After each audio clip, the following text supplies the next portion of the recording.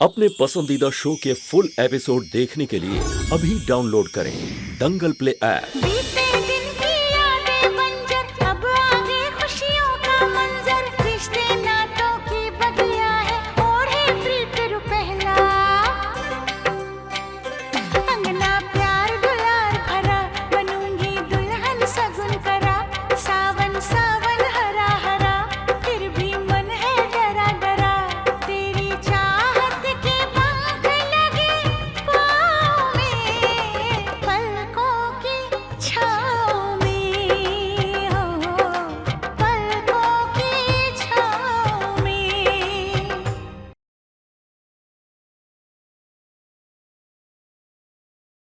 मैं आपकी भावनाओं को समझ सकता हूँ, लेकिन मेरे हाथ कानून से बंधे हुए हैं।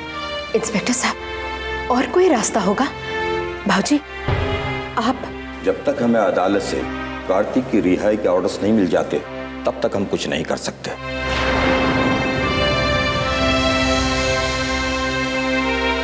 ठाकुर साहब, एक मिनट।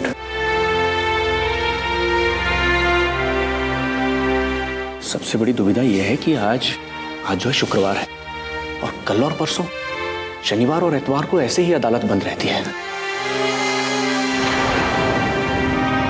अब तो सोमवार को ही हम बेल की अर्जी दे पाएंगे, तब तक कुछ नहीं कर पाएंगे ठाकुर साहब। यहाँ की जज मेरे बहुत पुराने मित्र हैं, मैं जरा उनसे बात करता हूँ।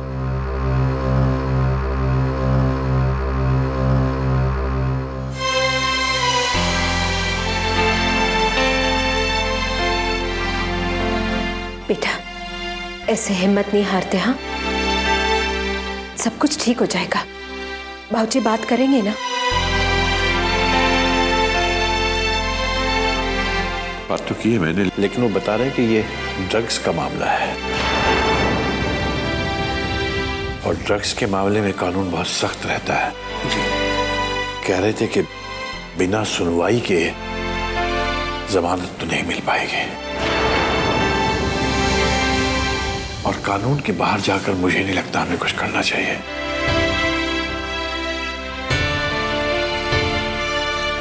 इंस्पेक्टर साहब, क्या हम एक बार कार्तिक जी से मिल सकते हैं? प्लीज, सिर्फ एक बार। ठीक है हवलदार, इन्हें कार्तिक जी से मिलवा दो। चल बेटा।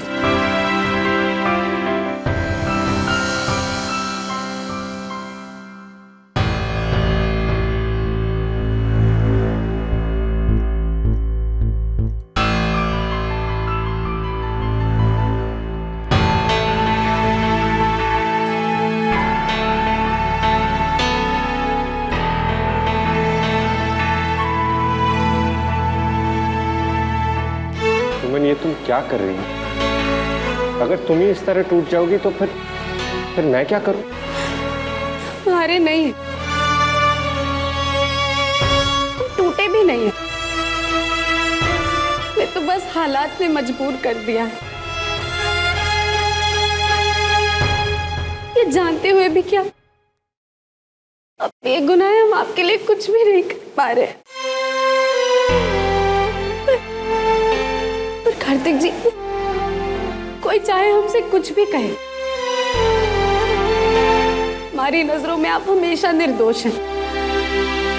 अब जब सोचता हूं तो लगता है जैसे ये जो कुछ भी हुआ, ये जो कुछ भी हो रहा है, सबका जिम्मेदार मैं ही। क्या कह रहे हैं? मैं जब अपने क्लाइंट से मिलने गया था तो वहां पर वो ब्रोकर नहीं था जिसके साथ हम हमेशा काम करते हैं। एक अनजान आदमी था। अब समझ में आ रहा है, वो सब मिले हुए थे। असल में मुझे डायरेक्टली त्रिवेणी जी से बात कर लेनी चाहिए थी, लेकिन किस्मत शायद शुरू से ही मेरा साथ नहीं दे रही थी। मुझे अच्छी तरह से याद है, मैंने अपना मोबाइल अपने लैपटॉप वाले बैग में रखा था, लेकिन पता नहीं कैसे वो घर पर छूट गया। देखो ना, लगता है कार्तिक भैया अपना मोबाइल घर पे ही भूल गए। फिर रास्ते में हमारी कार पंचर हो गई और मैं क्लाइंट से मिलने के लिए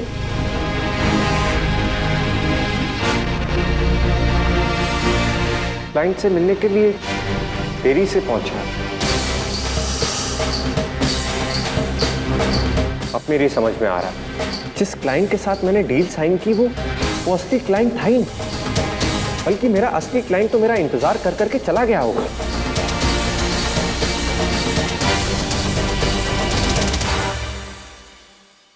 कार्तिक जी, हमें लग रहा है कि किसी ने आपके खिलाफ बहुत ही गहरी साजिश रची। पर कौन हो सकता है? जब मेरी किसी के साथ दुश्मनी नहीं है तो मेरे खिलाफ ऐसी साजिश कौन रच सकता है?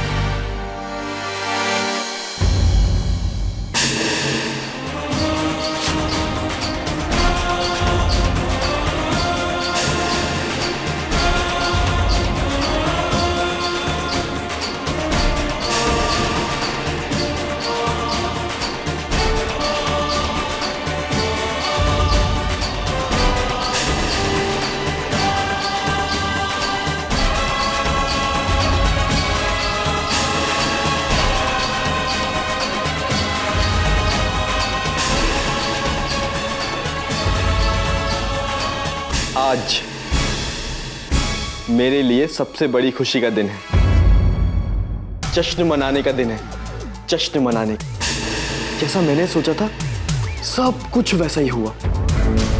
और सच तो यह है कि आपको आपके किए की सजा मिलनी ही थी, जो आज मिल गई।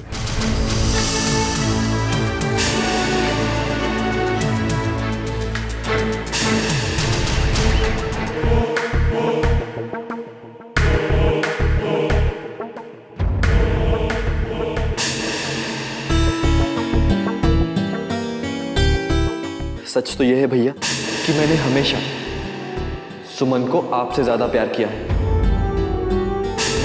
लेकिन आपने क्या किया? मेरी गैर मौजूदगी में मेरी सुमन को छीन लिया। अब वो वक्त आ गया है भैया, जब मैं अपना प्यार आपसे फिर से छीन लूंगा।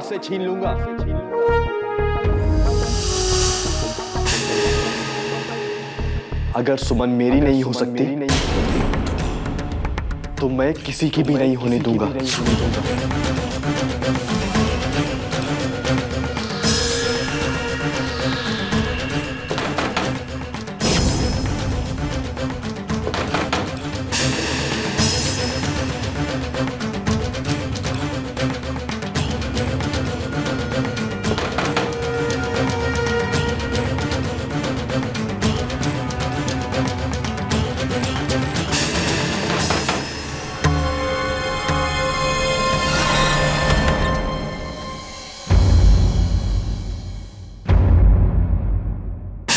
आप लोग आइए।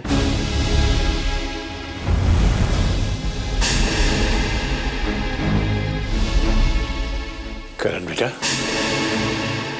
तुम तो कार्तिक के बारे में कुछ लोगों से बात करने के लिए जाने वाले थे ना?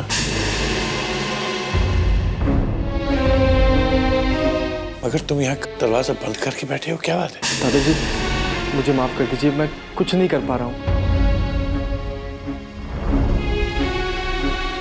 मैं आप लोगों को परेशान नहीं करना चाहता था, इसलिए अपने कमरे में आके लेट गया। और वैसे भी कार्तिक भैया के बारे में सोच सोच के मेरा सर में इतना तेज दर्द हो रहा है, इसलिए मैं पुलिस स्टेशन भी नहीं आ पाया।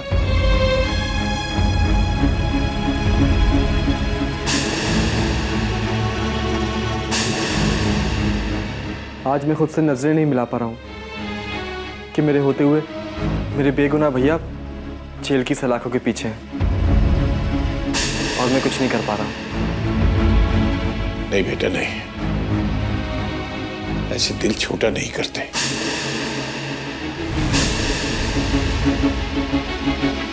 ऐसे नहीं कहते बेटा, कार्तिक ने किसी का कुछ नहीं बिगाड़ा, उसे कुछ नहीं होगा। तुम देखना, भगवान उसका साथ देगा बेटा।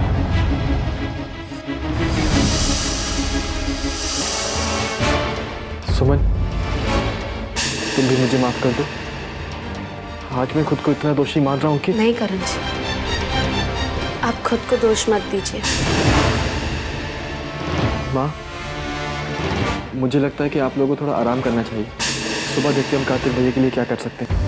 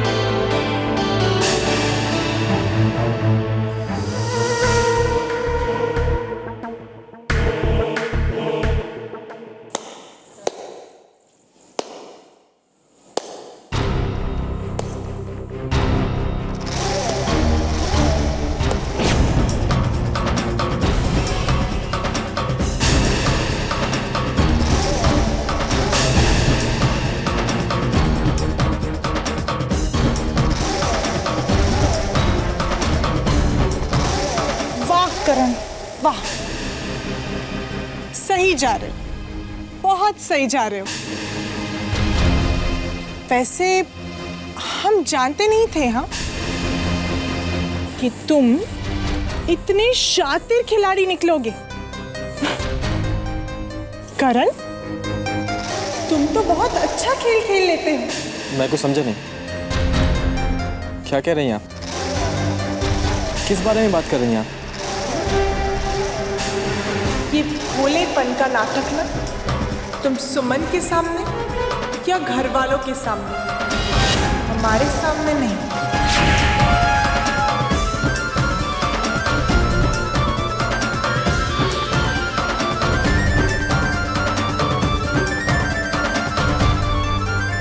बाहर वालों की मदद ले रहे थे, अपने प्यारे कार्तिक भैया की मदद करने के लिए या फिर उन्हें तबाह करने के लिए। आप कहना क्या चाहते? करण,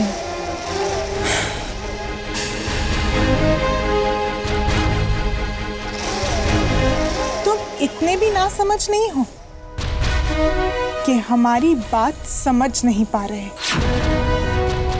तुम अपने मुंह से सब कुछ सच सच बताओगे या फिर हम अपना मुंह खोलेंगे?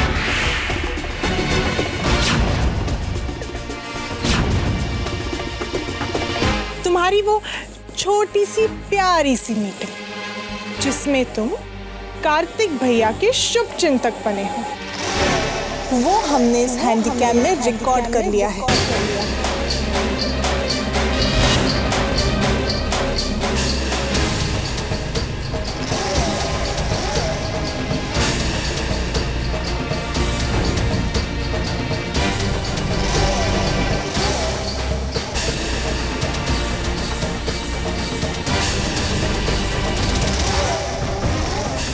क्या चाहती हैं आप?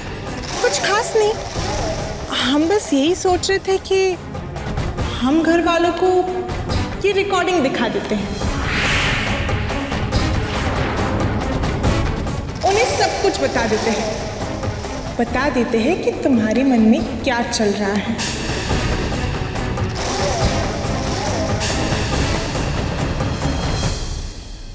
नहीं,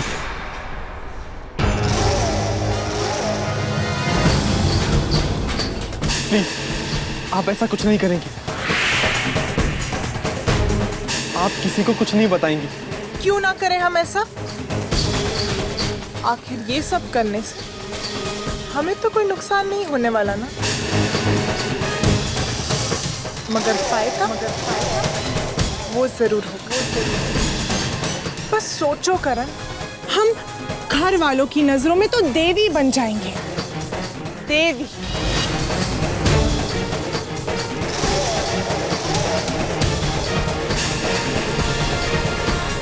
मगर तुम, हमारे पास तो तुम्हारी हालत बयां करने के लिए शब्द ही नहीं है। प्लीज, आप जैसा कहेंगी मैं वैसा करूंगा, लेकिन आप किसी से कुछ मत कहना। प्लीज, किसी को कुछ मत बताना।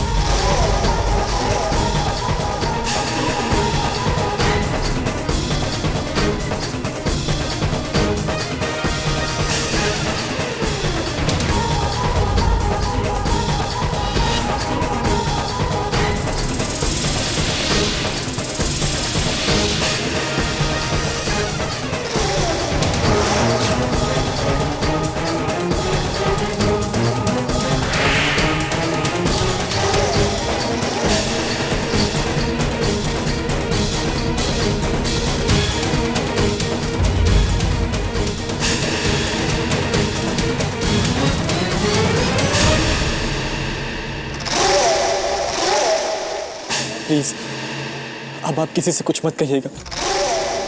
इसके बारे में हम सोचेंगे, लेकिन हमें इस बात की बहुत खुशी कि अब तुम भी हमारे इस खेल का एक मोहरा बन गए। अब तो आपने जैसा चाहा वैसे ही हो रहा है ना। और आपने जो कैम में रिकॉर्ड किया है ना, प्लीज उसे इरेज कर दीजिए प्लीज।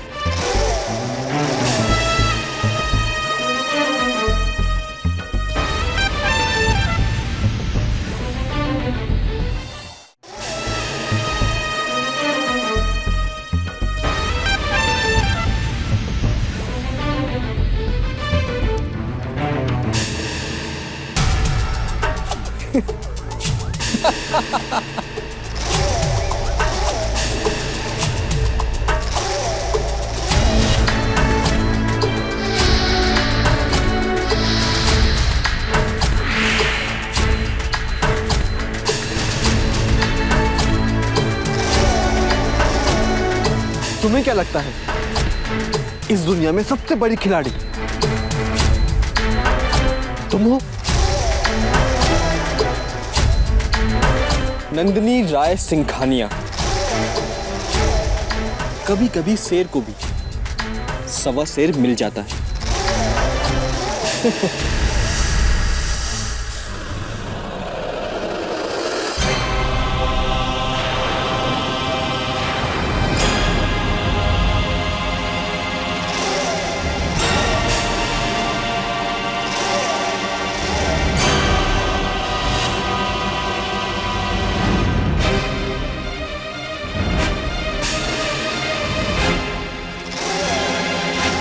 तुम्हारी हिम्मत कैसे हुई मेरे साथ दोहरा खेल खेलने की?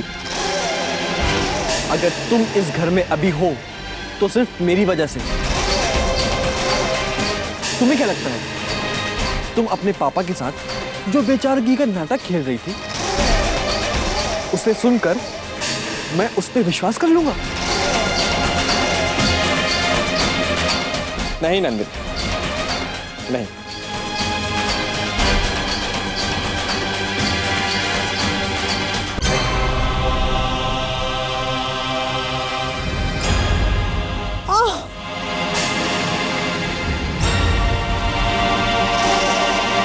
बोलो, अब मैं बता दूं कि तुम और तुम्हारे पापा श्री दोनों मिलकर क्या खेल खेल रहे हैं?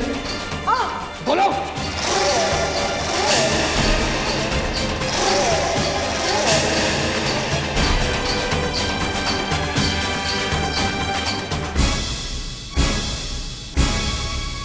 नहीं नहीं, बताने से बेहतर तो ये होगा कि मैं ये किस्सा ही खत्म कर दूं। ना तुम जिंदा रहोगी और ना किसी के सामने अपनी जुबान खोलोगी, और फिर सारा इल्जाम तुम्हारे सर आ जाएगा।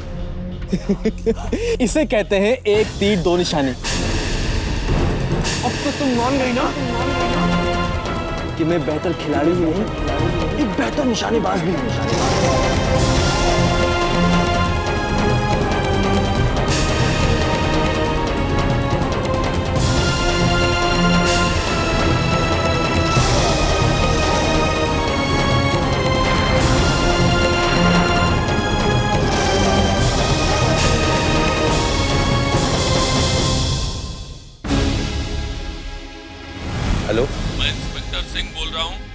आपके ऑफिस में रेड डाली गई है।